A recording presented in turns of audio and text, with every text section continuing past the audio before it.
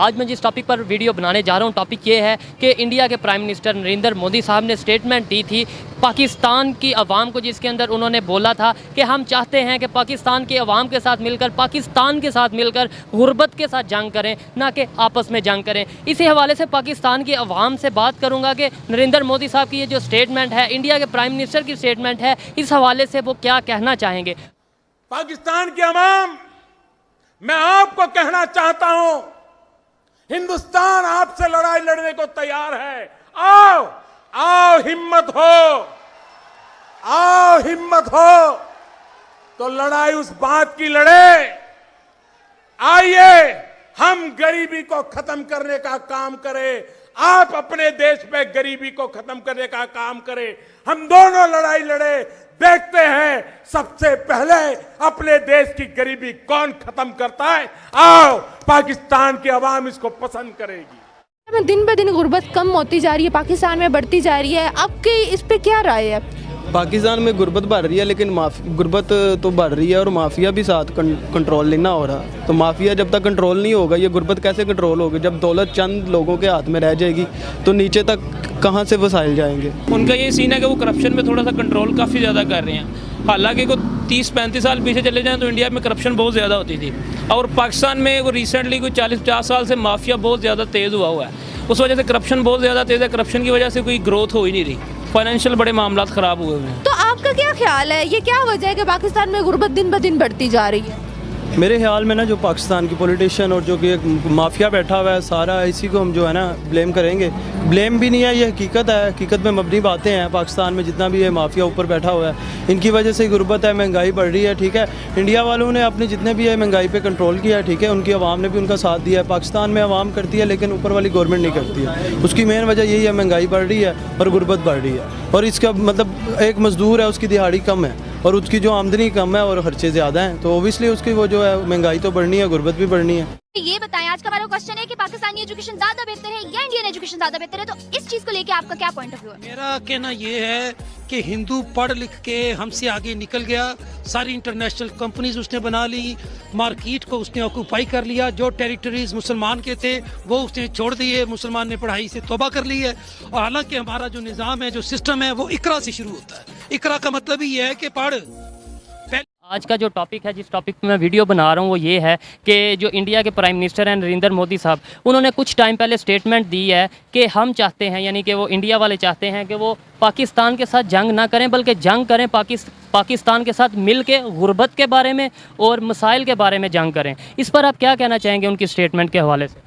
नहीं, इंडिया के साथ तो हम जो है कोई मुआहदा नहीं इस तरह का कर सकते। हम जो है भूखे मर जाएंगे, लेकिन इंडिया के साथ ये मुआहदा नहीं कर सकते। नहीं, इंडिया के साथ नहीं कर सकते क्योंकि हम मुसलमान हैं, कलमा पढ़ा ला इलाहा इल्लल्लाह मुहम्मद रसूलुल्लाह, तो इसलिए हम। उसकी रीज़न क्या है, इंडिया के साथ क्यों नहीं कर सकते? इंडिया के साथ नहीं कर सकते हम, वजह तो बताएं ना। इंडिया आपको पता है अज़ल से हमारा दुश्मन है, शुरू दिन से वो हमारे से मुखालफत रखता है। तो दुश्मनी ख़त्म करनी चाहिए ना, अगर एक तरफ से पॉजिटिव चीज़ आए तो। नहीं, इंडिया के साथ हम कभी भी मुआहदा नहीं करेंगे इंशाल्लाह। ठीक है, यानी चाइना से ले लेंगे, अमेरिका से ले लेंगे, इवन इसराइल के पास चले जाएंगे, लेकिन इंडिया से नहीं लेंगे। जंग भी किसी भी मसले का हल नहीं होता। पाकिस्तान एक ज़िम्मेदार स्टेट है और किसी भी मसले के हल के लिए मेरी ज़ाती राय ये है कि पीस और डायलॉग्स होनी चाहिए और टेबल पे बैठ के इसका हल निकालना चाहिए, चाहे वो कश्मीर इशू हो या चाहे वो इंडिया की मुदाखलत तो बलूचिस्तान में।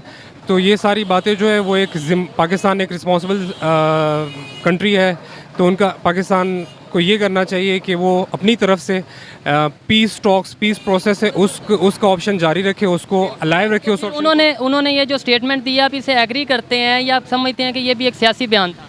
बिल्कुल सियासी बयान हो सकता है। वहाँ पे भी इलेक्शंस करीब है, यहाँ पे भी इलेक्शंस करीब है, तो जैसे ही दोनों मुल्कों में इलेक्शंस, खास करके इंडिया में जब इलेक्शंस करीब आते हैं तो वहाँ पे जो एंटी पाकिस्तानी एलिमेंट है उसको ज़्यादा बूस्ट किया जाता है, उसको ज़्यादा हवा दी जाती है ताकि वो पाकिस्तान में भी तो ऐसा ही कर सके।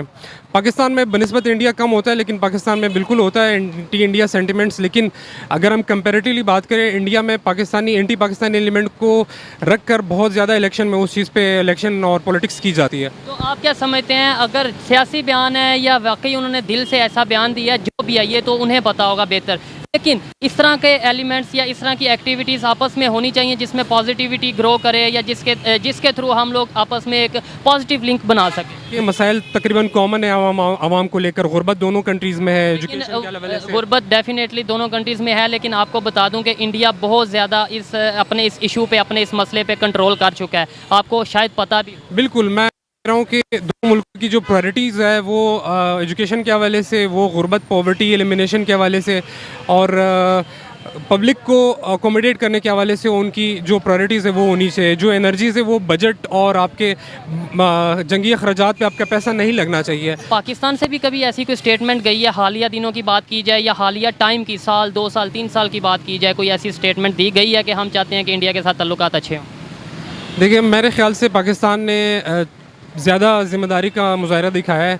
कोई एक एग्जांपल वो उसकी मैं इमरान खान साहब ने बड़ी कोशिश की कि वो मोदी को ऑन टेबल ले, ऑन टॉक्स ले और पीस प्रोसेस का हिस्सा बनाए। इमरान खान साहब ने तो कहा था कि जब तक कश्मीर का मसला नहीं हल होता मैं तो मोदी से बात ही नहीं करूँगा, इंडिया से कोई हमारा लेन देन ही नहीं होगा। देखिए, वो जो उन्होंने अगस्त 2018 में जो एक मूव किया कि उन्होंने अपने आर्टिकल से 2 वो शिकें हटा दी कि जिसमें कश्मीर का जो इंडिपेंडेंट स्टेटस था वो उन्होंने ख़त्म कर दिया, तो उसके रिस्पॉन्स में पाकिस्तान को डेफिनेटली एक अपना स्टैंड जो पाकिस्तान का है कि कश्मीर को सेल्फ ऑफ जो के खुद इरादियत है वो UN के रेजोल्यूशंस के मुताबिक मिलना चाहिए। पाकिस्तान उस चीज़ पे हमेशा स्टैंड करता है। और मोदी साहब जो हैं, बिल्कुल मैं इस बात पे इत्तेफाक नहीं करता, क्योंकि वो अपना मुंह पे कुछ होते हैं, कान के पीछे कुछ करते हैं, यानी छुरे ही मारते हैं वो। अब ये कश्मीर में देख लो क्या हालत कर रहे हैं, और इधर अपना बलोचिस्तान में क्या कर रहे हैं वो, तो कैसे मान लें उनकी ये बातें। हमारी तो ये समझ में नहीं आता, जितने ये घटिया लोग हैं, जितना ये कमीना इंसान है कि हम आपको बता ही नहीं सकते। हम गाली देंगे, वो भी हमें गाली देंगे, गाली देने का फ़ायदा नहीं है। असल सबसे पहले तो मैं आपको आज जनरल बात कहूँ, वो बात किसी ने आज तक पाकिस्तानी ने नहीं कही होगी। जब पाकिस्तान बनाया गया, एक नंबर पे तो पाकिस्तान बनाया ही क्यों, जब हम पाकिस्तान को संभाल ही नहीं सकते। जिस तरह के एक बेटे को माँ बाप एक बच्चे की औलाद की ख्वाहिश रखता है कि मेरे यहाँ औलाद हो, और जब हम औलाद की परवरिश नहीं कर सकते, औलाद को अच्छी तालीम नहीं दे सकते, औलाद का लिबास का ख्याल नहीं रख सकते, रोटी का ख्याल नहीं रख सकते, तो उसको पैदा ही क्यों किया। जब हमने पाकिस्तान बनाया, जब पाकिस्तान की हम हिफाजत ही नहीं कर सकते थे, हमारे अंदर इतनी अहलियत ही नहीं थी, तो पाकिस्तान बनाया क्यों।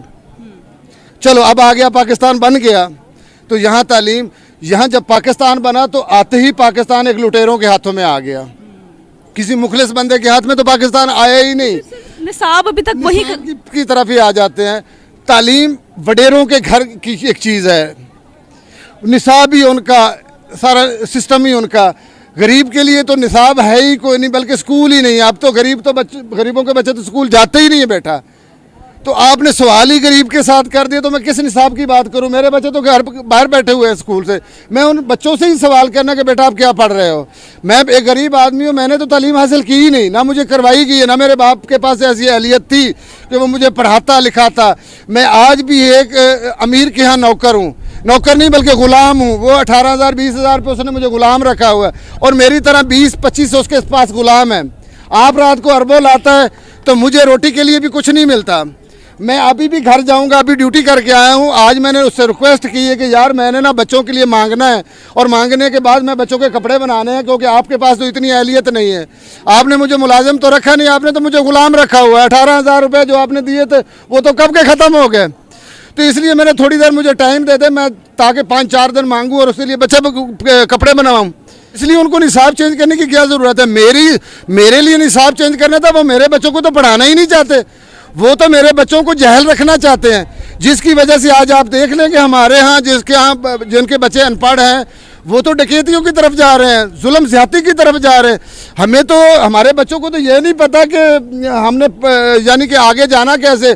हमें तो बस इतना ही पता कि मेरा बाप भी गरीब था और वो भी ग़ुलाम है और मैं भी ग़ुलाम रहूँगा इस मुल्क में। तो आप किस निसाब की बेटा बात करते हैं, मुझे तो समझ नहीं आ रही कि आप किस टॉपिक के लेके बैठ के। सबसे मेन चीज़ है कि जिनके लिए निसाब बनना था उनको तो वो पढ़ाना ही नहीं चाहते, उनको तो ग़ुलाम रखना चाहते। अगर हम पढ़ लिख जाएंगे तो हमारे अंदर शऊर आ जाएगा, हमारा मुल्क तरक्की करेगा। हमारे मुल्क को वो तरक्की करना देते ही नहीं है, तो फिर क्या फ़ायदा है इस निसाब का। सुने, ये निसाब ऐसा ही है कि जिस तरह आप इधर से जाएँ तो इसी चौक पर, इधर से घूम के आएँ तो उसी चौक पर।